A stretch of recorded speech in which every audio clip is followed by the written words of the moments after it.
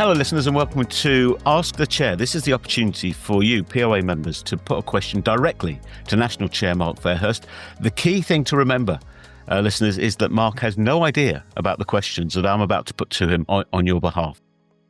First one is Andrew from HMP Wakefield writes in and says, frontline staff see governors and senior managers. Most of these people are titled leaders, but are not people we would willingly follow. Who ignore policy, break legislation and preside over serious failings, yet are not suspended or held accountable in the same way as operational staff would be. Does the POA believe there is a culture of one rule for senior managers and another for POA members? Yes, great question, Andrew. Totally agree with everything you say. We consistently highlight this to the directors, including the new CEO, James McEwen, that there are no consequences for absolutely appalling decisions by senior leaders. Leaders being the loosest definition of leader that I can possibly come up with, because there's not many leaders out there. There's definitely one rule for them and one rule for us. There seems to be no consequences. For example, we get disciplined for the slightest of things, yet they get moved sideways, or in some cases, actually promoted. So, totally agree. The only answer is, as highlighted in the Rademacher review, that change starts at the very top, but I see very little change at the top. There are still lots of cases of bullying, people being vindictive, making things personal. Yeah, we've got severe lack of talent at the top, and you see it for yourself, Andrew. People who come through and lead prisons, unfortunately, in most cases, are not leaders and are certainly targeting staff on the front line. Couldn't agree more. But it must change from the top, and we'll keep pushing that. We really will. Yeah, I mean, it does beg the question of how to make things change, but it's good to see that there's a synergy, if you like, between the national leadership and the union, and certainly Andrew and his colleagues at HMP Wakefield. And Andrew asks another question: should we be having an honest conversation about whether the youth estate has become too focused on reward and not enough on responsibility, discipline, and consequences? This was raised at conference in 2023, 2024, and 2025. If endless incentives have failed to reduce violence, is it time to return to the principle that those in custody are prisoners first and children second, with tougher regimes and meaningful sanctions for poor behaviour? Yeah, again, another great point made there. But unfortunately, you're dealing with officially people under the age of 18 who are classed as children. It's the most violent part of the prison estate.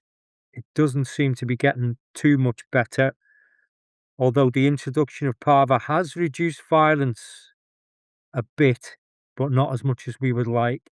You're dealing with other agencies, there's lots of safeguarding issues. I think we can turn it around, and I agree that there's very little consequence for poor behaviour in the youth estate. How can we turn it around? If we had a level playing field, we could turn it around full. For example, HMP Park in Wales is a private prison. Well, it always gets praised because they're locking up something like an average of 39 prisoners. They've got really high staffing ratios and really modern facilities. And if you look at the millions that have been spent on the old Medway site under this new reform school run by a charity, which still hasn't reopened after all the violence that they encountered, they spent 40 million on it. They've got like a ratio of 3 staff for every 1 prisoner in their care. If we had that level playing field, then we could make a success of stuff. So if they give us the old Medemsley site, which is now classed as a secure school, if they open that as a youth prison and give us a staffing ratio of 3 staff to every prisoner we held there, you wouldn't have any separation because you'd have enough staff to unlock everyone at the same time. So the gang rivalries would have to go out the window because we'd be there in our masses to intervene.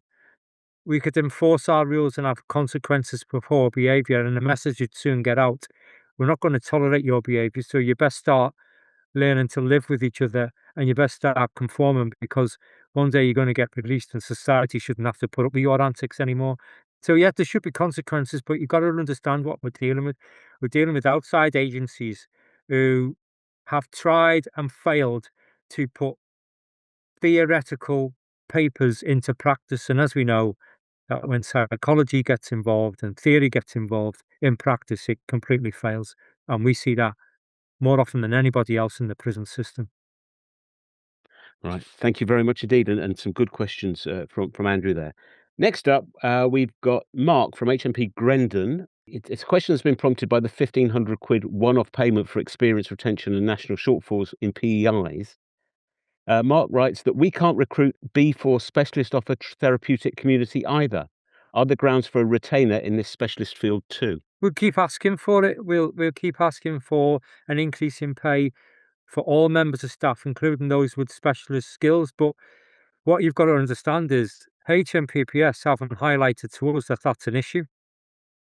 So if you give me the evidence and prove to me that it is an issue, a national issue, then we can do something about it. But if you're telling me that it only affects one prison, then they'll probably temporarily promote people into roles, and HMPPS won't come along and say, we've got a real issue here. PEI recruitment is a massive issue. We are at least 100 PEI short across the country, and in some jails, that's having a significant knock-on effect. The only way to incentivize people to go into that roles is a monetary one. So if any member of staff, if any POA member wants to provide me evidence that they're having difficulties, we'll try our best to get you additional pay to incentivize people. But as I say, our employer hasn't highlighted that particular issue to us yet. Okay, Mark, I think the ball's back in your court to a certain extent on that one. But Mark does ask a further question, and it's about the rate for frontline TC officers, which he says is £1 more than the normal hourly rate for other frontline staff. This is totally unreasonable. He doesn't actually ask a question, but the implication in what he writes is clear. Is as it's totally unreasonable. Is that a view that's shared by yourself and the NEC? Well, I wasn't aware of it. So if you're saying that those therapeutic community officers need specialist skills and have to get specialist training and get certificates, and they're away from home because of their commitment to provide that to prisoners because of those qualifications, if you can get me all that evidence and why we need to increase that salary, then we can put it forward in our written submissions. I'll do anything I can to increase people's remuneration, but I need the evidence to back up my argument to the pay review body. Next, we have Craig from HMP Newhall. Now, this is quite a meaty question, so bear with me, listeners. Craig writes that following the review from Lord Timpson on female pregnant prisoners on escort, he'd welcome the chair's clarification on a number of serious concerns raised by staff. During the escort, officers were faced with a sudden and significant escalation in behaviour. The prisoner became verbally aggressive, refused to comply with basic instructions, declined to dress or wear footwear, and made unreasonable demands of hospital staff despite stating she was not in pain. She also directly challenged staff authority, stating that compliance could not be enforced and restraints could not be used. The duty governor advised that staff should rely on FMI and the communications profile, and that handcuffs were not authorised for behavioural reasons, only in the event of an escape attempt. Now, Craig says, given that, A, how staff were expected to safely manage prisoners displaying escalating, non-compliant and confrontational behaviour without access to appropriate control measures. B, what consideration has been given to health and safety of escorting staff and the wider public? C, why intervention thresholds appear to rely on an attempted escape or actual physical harm rather than allowing preventative action to mitigate risk.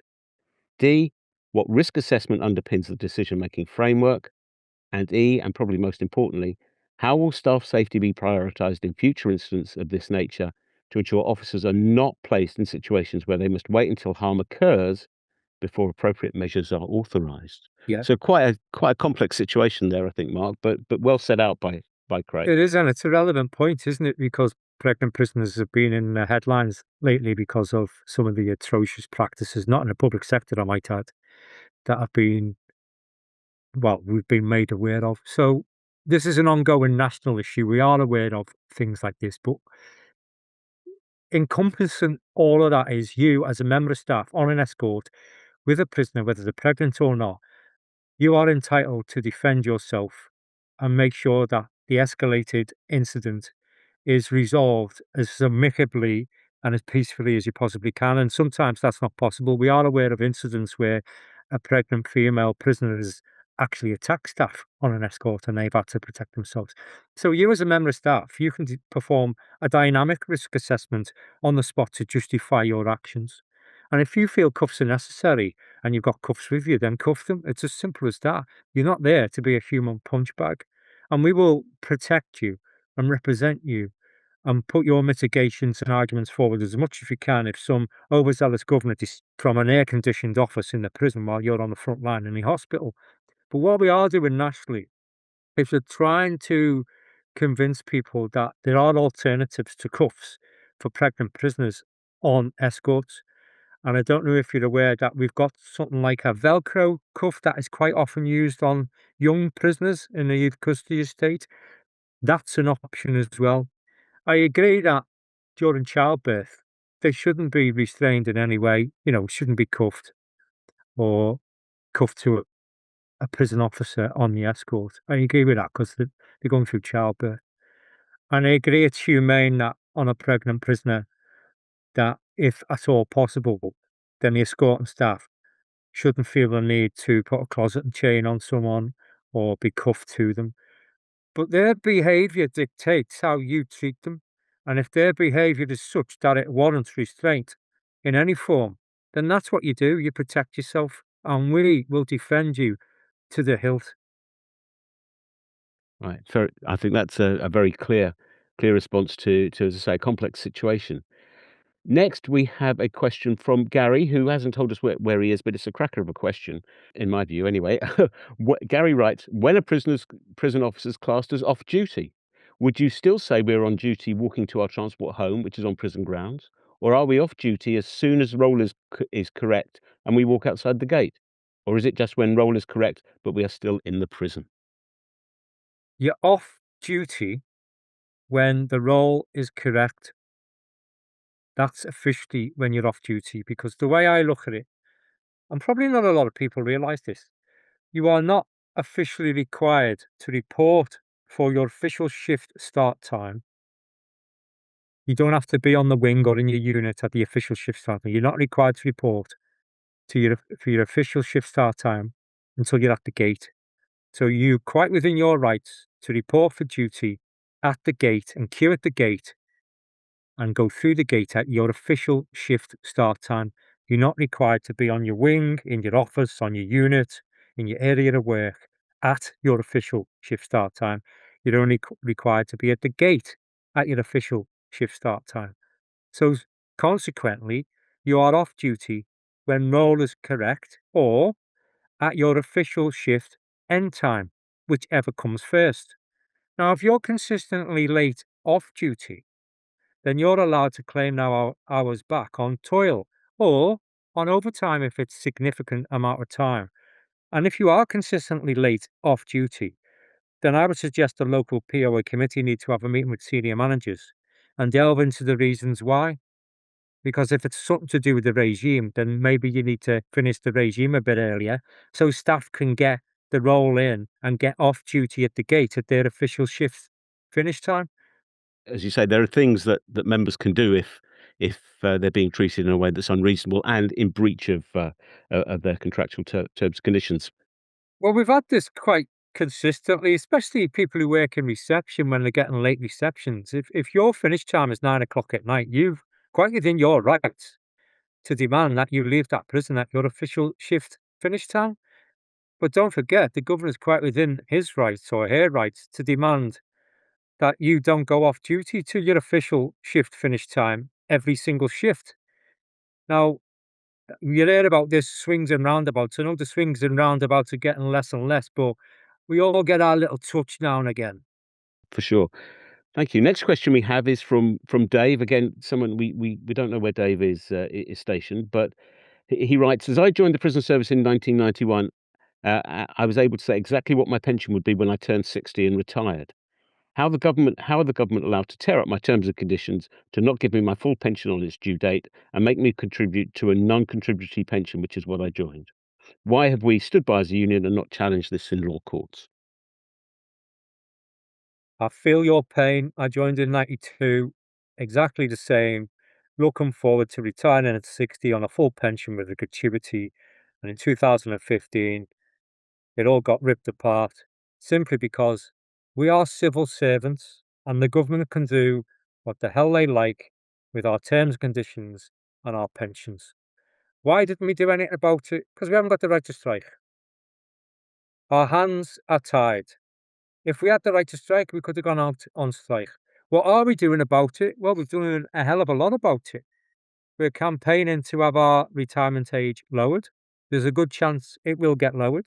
We're about to get a new Prime Minister. Let's see what he has to say about the situation. We're lobbying MPs. We're putting pressure on everyone who will listen to us. So, my answer to that is, what are you doing about it? Have you contacted your local MP? Have you invited them in to see your working conditions? Have you told them you can't possibly work till you're 68 because the environment's too hostile, too violent, and your health deteriorates? Put pressure on your local MP. Put pressure on the government. Join our campaign. Do as much as you can, as much as we are, to lower your retirement age. But there's nothing we can do about it because we're civil servants. And don't forget, it's not just us. There were other civil service unions who were affected by this. Didn't see any of them go on strike either. I wish we had our right to strike back because we would have, and we continue to do it now. Well, that leads me into a question from Richard at HMP Full Sutton, which is around the theme of the right to strike. And he says very carefully at the beginning of his question, this, I'm not raising this as a point of contention, but would a fight for a permanent binding agreement to increase pay or benefits be more beneficial than a right to strike? I understand every worker should have the right to remove labour, but if we want to be compared with the police service, should we not accept that as a service we should not strike? I think a discussion and clarification would be beneficial, especially for the newer staff who do not know the background to this. Also, if such an agreement is viable at all anyway. Well, such an agreement is not viable because we haven't got collective bargaining rights over pay. And the reason we haven't got collective bargaining rights over pay is because we're not allowed to take strike action. Now, look at the probation service, they have the right to strike. They threatened strike action over pay and they've just been awarded 6%. So I would love to have collective bargaining over pay, but I can't because we haven't got the right to strike. And the government can't have it every which way. They can't have it all their own way. So, for example, you're saying to us, don't want to give you the right to strike back because you're too important to national security, and we can't have prison officers on strike because what would happen to the prisoners? You're too important, so we can't allow you to go on strike. And then in the next breath say, but you civil servants, we're going to clash with the civil servants, and you can work till you're 68. If you're going to compare us to the police who haven't got the right to strike, then give us the same terms and conditions and pay and retirement age as the police. The police get to retire after 30 years service or age 60, whichever comes first. They're on higher wages, that's why they have a higher contribution rate to their pensions, and they haven't got the right to strike. Well, if you're not going to give us the right to strike and you're going to compare us to them, then give us the same. So give us our right to strike back or give us a low retirement age, a higher wage, and we'll pay more into our pensions. So to make sure I've got this, you got this right, Mark, your response to Richard is the agreement could be viable if actually there was full comparability demanded by the government in terms of prison officers as opposed to police officers. Yeah, so we're not opposed to any agreement with the employer. We're not opposed to a multi-year pay deal. But what happens when we suggest stuff like that? They always come along with it. It would have to include workforce reform and modernisation. We're consistently going through reform and modernisation. Why does a pay deal or any other deal have to include workforce modernisation? Because read between the lines. In any industry, what does reform and modernisation equal? It equals job cuts and worse terms and conditions, and we want more for less. That's what it equals. Why should it? Two final questions, one from the members and one from me. What the one from the members is Mark from HMP Grendon again, who asked a question on regional pay. Now, it may be I may be ignorant of this. I don't think there's ever been regional pay in the prison service. But Mark writes, "What regional pay? Why was this ever abolished? When will it be returned? Look at house and rental prices. Staff need help and a decent living wage for the work they do." We've never had regional pay. What we've had in some areas like London is London waiting allowance, which was a couple of grand extra because of the cost of living down there. We had local pay allowances in affluent areas because, again, of the cost of living. What we've got now is market supplements for difficult to recruit sites. We've always had national pay scales because don't forget, you're a mobile grade. And one day your employer can come up to you and say, right, Grendon's a small jail. We don't need a therapeutic community anymore. We can swallow that up into the wider estate. We're closing Grendon and we're sending you to X, Y, or Z. We'll pay all your removal costs, but you go in there, you're on the same wage as everybody else. You're not getting any extra. They can do that. The same way they can force us to go on detached duty because we're mobile grade. So we've always had national pay, and national pay I'd like to see remain because all that happens with regional payers. New recruits will go to the regions that pay the most. No matter how expensive it is, they'll always go to the regions that pay the most. So what we're seeing now with market supplements is we're getting more recruits into Red Plus sites who get an extra £3.5 grand a year than we are in the red sites that only get 2. So it has a knock-on effect. It has unintended consequences. So national pay is the best way. If we can get people more pay, so it is beneficial for them to live, no matter how expensive it is in the country. If we can get them more pay and we're all on the same playing field, then even better. There will always be regional variances. There will always be London waiting because of the astronomical costs in that region and, of course, in the southeast. But I think it's a dangerous path to go down because it creates division, and we don't want division. Right. Well, thank you very much. Well, that's all the questions we have from members. My thanks to everyone who wrote in to Ask the Chair at poauk.org with your questions. Please do keep them coming in. But before we go, I'm going to abuse my position as host, as I usually do, and pose a non-work related question to you, Mark, which is we're recording this the day after England's fantastic win at the Azteca over Mexico 3-2. Next up is Norway. Score prediction. So I thought it was an absolutely fantastic performance by England. It was worth staying up during the middle of the night to watch. I thoroughly enjoyed it, even with 10 men. We're used to playing Haaland. We're used to coping with Haaland in the Premier League. We know how to wind him up and get him frustrated. Norway, we're going to beat. Definitely. I can't see Norway beating us. My prediction is 2-1 to England. Semi-final, here we come. And who knows, this could be the one time that it is actually coming home. But hey, listen, it's great for the country. It's great for the entertainment industry. It's great for the pubs and bars and restaurants. And bring it on. Come on, we could do with a bit of cheer, couldn't we? We've been through it the past couple of years. Bring it on. Let's keep our fingers crossed and get yourself out to the pub on Saturday night.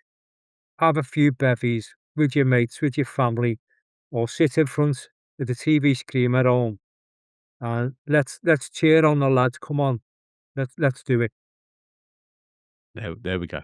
There we go. You never know, as you say, Mark. This really could be the year where it comes home. Thank you very much for fielding so many challenging and wide-ranging questions. And I think if members have got issues still that your answers have provoked, or issues that we haven't covered before, please do send them in to Ask the Chair at poauk.org.uk, and we'll be back for another run round the course before too long.